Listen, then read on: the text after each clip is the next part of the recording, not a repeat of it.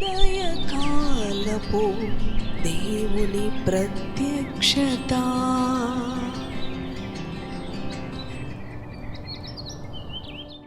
Praise the lord, హల్లెలూయా. ప్రభునందు ప్రియ దేవుని బిడలారా, ప్రభు యొక్క అత్యంత కృపను బట్టి మరి యొక్క ఉదయకాల దేవుని ప్రత్యక్షపు వాక్కులోనికి వచ్చి ఉన్నాము. అవును, అనుదినము ఆయన ప్రత్యక్షపు వాక్కు ద్వారా ప్రభు మనతో మాట్లాడుతూ ఉన్నాడు, మనలను ఆదరిస్తూ ఉన్నాడు. ఆయన ప్రత్యక్షపు వాక్కు ద్వారా మనలను ధైర్యపరుస్తూ ఉన్నాడు. అవును నా ప్రియ సహోదరి సహోదరుడా, ఏ పరిస్థితులను బట్టి కూడా నీవు భయపడని అవసరం లేదని ప్రభు వాక్కు నీకు అనుగ్రహించబడి ఉన్నది. ఆయన నిన్ను ఆదుకునే దేవుడు, నీకు సహాయం చేసే దేవుడు, నిన్ను స్వస్థపరిచే దేవుడు, నిన్ను లేవనెత్తే దేవుడు. విశ్వాసముతో నమ్మికతో దేవుని మాటలను ధ్యానించుకుందాం. పరిశుద్ధ గ్రంథంలో నుంచి లూకాసు వార్త 18వ అధ్యాయం 39వ వచనమును చదువుకుందాం.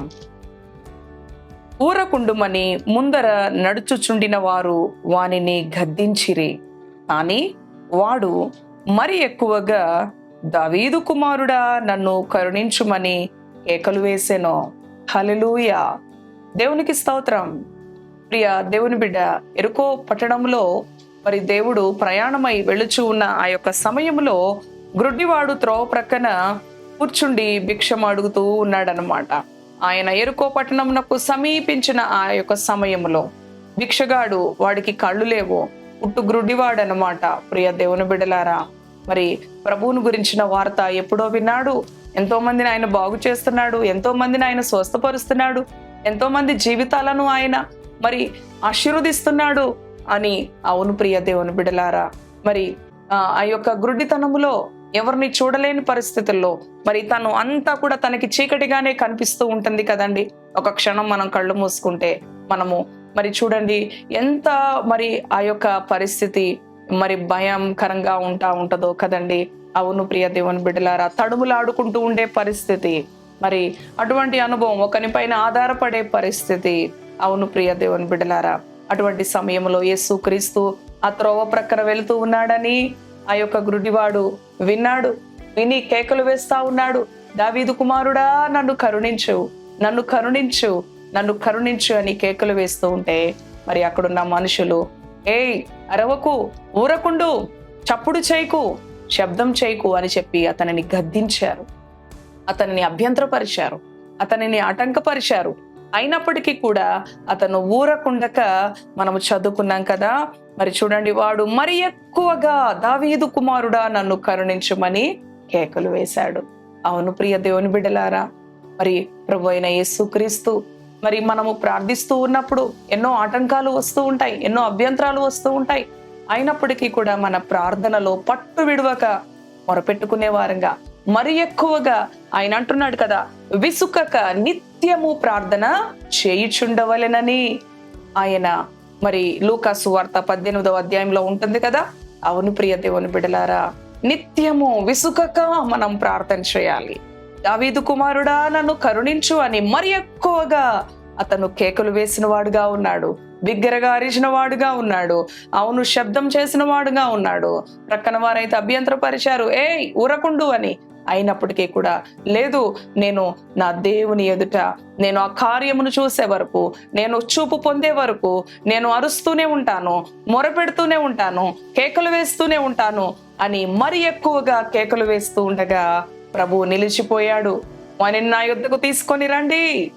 అప్పుడు వాడిని తీసుకొని వెళతారు, నిలబెడతారు. నీకేమి కావాలి అని ప్రభు అడిగినప్పుడు ఒకటే అడుగుతాడు, అయ్యా నాకు చూపు కావాలి, నేను చూడాలని ఆశపడుతున్నానయ్యా. అవును ప్రియ దేవుని బిడ్డ, తక్షణమే దేవుడు వాడి కన్నులు ముట్టాడు, వాడు చూడగలిగినాడు. చూడటంతో దేవుని స్తుతించాడు. మరి వెనక్కి తిరిగి తన బంధువుల దగ్గరికి వెళ్ళిపోలేదు, తన ఇంటి వారి దగ్గరికి వెళ్ళిపోలేదు, కానీ దేవునిని వెంబడిస్తూ, దేవుణ్ణి స్తుతిస్తూ. అవును ప్రియ దేవుని బిడలారా, దేవునిని అనుసరించిన వ్యక్తిగా మనము చూస్తాము క్రింది వచనాలలో. ఆ ప్రజలు చూసి, మరి ఆ అద్భుతాన్ని చూసి ప్రజలందరూ కూడా దేవుణ్ణి స్తుతించిన వారుగా ఉన్నారు. అవును ప్రియ సహోదరి సహోదరుడా, మనము కూడా కొన్నిసార్లు మన ఆత్మీయ నేత్రాలు మూయబడిపోయి, మన ప్రార్థనా జీవితంలో మరి వెనుకబడిపోయి, అవును ప్రియ దేవుని బిడలారా, ఎంతో అంధత్వములో ఉంటూ ఉంటాము. ఒకప్పుడు పాపము అనే అంధత్వంలో ఉన్న మనలను మరి పరిశుద్ధుడైన దేవుడు, అవును, ఆయన వెలుగు చేత, ఆయన జీవము చేత, ఆయన పరిశుద్ధ రక్తము చేత మన జీవితాలను వెలిగించాడు. చీకటి బ్రతుకులైన మన జీవితాలను వెలుగుమయం చేశాడు. మీరు లోకానికి వెలుగుగా ఉండాలి అని ఆయన మనకు అధికారం ఇచ్చాడు. అవును ప్రియ దేవుని బిడ్డ, ఈ ఉదయకాలము ప్రభుతో ప్రార్థించే అనుభవంలో, ఆయనతో సంభాషించే అనుభవంలో, ఆయనతో ముచ్చటించే అనుభవంలో నీవు మరి బలముగా ఉన్నావా? ఊరకుండు ఎన్నో ఆటంకాలు వస్తూ ఉంటాయి. అక్క, ప్రార్థించలేకపోతున్నాను, బైబిల్ చదవలేకపోతున్నాను, ఎన్నో ఆటంకాలు వచ్చినప్పటికీ, సాతానుడు ఎన్నో అంతరాయాలు కల్పించినప్పటికీ మరి ఎక్కువగా విసుకక ప్రార్థించే వారంగా ఉన్నప్పుడు దేవుని అద్భుతాలను మన జీవితాల్లో రుచిస్తాము. అవును ప్రియ దేవుని బిడ్డ, నీది ఎలాంటి భారమైన పరిస్థితి అయినా, ఈ సమయంలో నువ్వు ఎలాంటి నిరాధారమైన స్థితిలో ఉన్నప్పటికీ కూడా మరి ఎక్కువగా దేవుని స్తుతించు, మరి ఎక్కువగా దేవుని ప్రార్థించు. తద్వారా ఆయన నిలిచిపోతాడు. ఆయన నిన్ను దాటి వెళ్ళిపోడు. దావీదు కుమారుడా, దాటి వెళ్ళొద్దయ్యా. అవును, ఆయన నిన్ను దాటి వెళ్ళే దేవుడు కాదు. ఆయన నిన్ను విడిచిపెట్టే దేవుడు కాదు. ఆయన అంటున్నాడు, నేను నిన్ను మర్చిపోజాలను, నేను నిన్ను ఎంత మాత్రమును కూడా విడువను, ఎన్నడూ ఎడబాయను అంటున్నా నీ దేవుడు. అవును, ఆయన సమీపముగా శ్రద్ధగా వెతికే వారికి, అవును ప్రియ దేవుని బిడలారా, ఆయన సమీపంగా ఉంటానంటూ ఉన్నాడు. ఆయన నీకు సమీపముగా ఉన్నాడు. ఆయన యందు శ్రద్ధ నిలిపి, అవును ప్రియ దేవుని బిడ్డ, స్థిరమైన బుద్ధి, స్థిరమైన నిలకడ తత్వమైన మనసుతో దేవుని సన్నిధిలో ప్రార్థించు. ఆయన నీ జీవితంలో గొప్ప కార్యాలు చేసే దేవుడు. ఆ గురుడివాడు కనులు తెరిచిన దేవుడు. నీ జీవితంలో కూడా ఏ కార్యాన్ని బట్టి నీవు ఎదురు చూస్తూ ఉన్నావు, అవును, అది ఆయన చేయగలిగిన సమర్థుడు. ఆయనకు అసాధ్యమైనదంటూ ఏది కూడా ఈ లోకంలో లేదు. ఈ ఉదయకాలం నాతో పాటు కలిసి ప్రార్థనలో ఏకీభవించు. తద్వారా దేవుని గొప్ప విడుదల, సమాధానము మీ జీవితాలలో మరి మీకు సమృద్ధిగా లభిస్తాయి. ప్రార్థన చేసుకుందాం. దయగలిగిన తండ్రి, కృపగలిగిన యేసయ్య, నీ పరిశుద్ధ నామానికి వందనాలు. అవును ప్రభువా, ఆ గ్రుడ్డివాడు, దావీదు కుమారుడా నన్ను కరుణించు అని మరి ఎక్కువగా వారైతే ఆపేసై, ఊరకుండు, నోరుముయ్ అని ఎన్నో అభ్యంతరాలు పెట్టినప్పటికీ వాడు మరి ఎక్కువగా కేకలు వేశాడయ్యా. మా జీవితాల్లో కూడా ఎవరో ఏదో అన్నారు అని నీ సన్నిధికి వెళ్లకుండా మానివేసే వారంగా ఉంటున్నామా?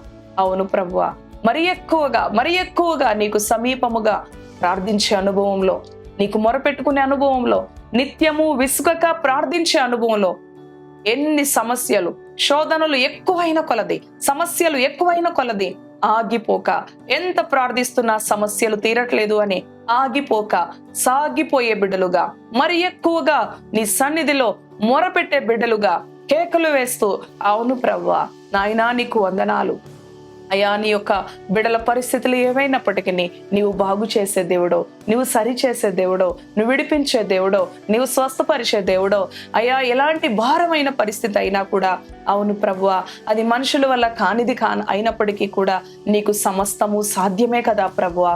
అయ్యా, నీ బిడలను మీరు దృష్టి ఉంచండి, నీ బిడలను విడిపించండి.